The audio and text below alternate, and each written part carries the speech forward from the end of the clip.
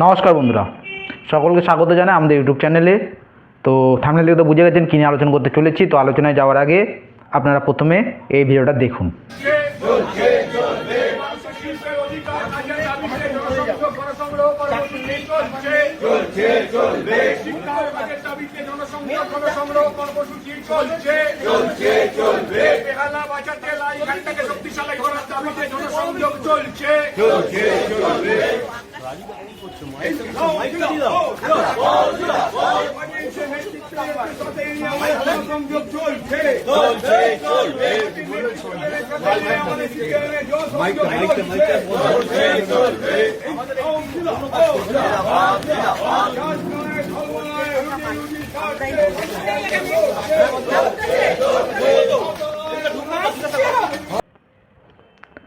আশা করি বন্ধুরা ভিডিওটা দেখলেন আপনারা। এটা হচ্ছে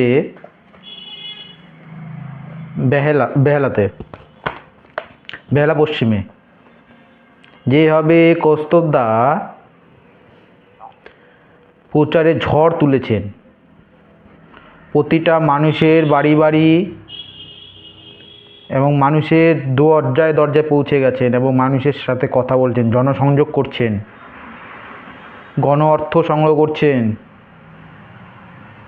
হতে পারে 2026-এ এই বেহালা পশ্চিম থেকে কৌস্তবদা দাঁড়াতে পারেন, সেটা নেতৃত্বদের বিষয়। কিন্তু 2026 একদিকে কৌস্তবদা, একদিকে মীনাক্ষীদি, একদিকে ধ্রুবজ্যোতিদা, সকলেই যেভাবে প্রচার শুরু করেছে, পশ্চিমবঙ্গের অবস্থা সবার মাঝে তুলে ধরছে। বেকারদের কাজের দাবিতে, শিক্ষার দাবিতে যেভাবে প্রচারে ঝড় তুলেছে কৌস্তবদা, তাহলে 2026 বিধানসভা ভোটে একটা হাড্ডাহাড্ডি লড়াইয়ের ইঙ্গিত দিচ্ছে এই কৌস্তবদা। সত্যি তো 2026-এর ভোট এবার দুমুখী লড়াই হবেই না কোনো মতে। এবার সব বিধানসভা প্রতিটা বুথে বুথে এবার ত্রিমুখী লড়াই হতে চলেছে 2026-এর ভোট। 2026-কে মাথায় রেখে যেভাবে মাঠে ময়দানে ঝাঁপিয়ে পড়েছে কমরেডরা, এবং কয়েকদিন ধরে দেখছেন দিকে দিকে যেভাবে বামপন্থীদের উপরই আক্রমণ চলছে, কোথাও দেওয়াল লেখন নিয়ে, কোথাও ঝান্ডা টাঙানো নিয়ে। জানি না 2026-এ কী হবে। আমরা চাই 2026 একটা শান্তিপূর্ণ ভোট হোক, মানুষ তাদের গণতন্ত্র অধিকার যেন ভোটের ময়দানে প্রয়োগ করতে পারে।